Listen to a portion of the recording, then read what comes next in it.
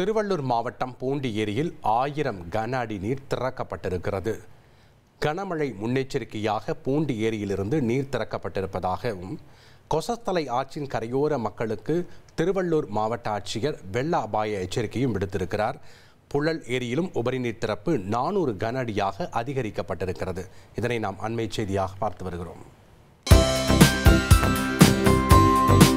தந்தி டிவியை உங்கள் cable TV ஆபரேட்டரிடம் இலவசமாக கேட்டு பெறுங்கள்.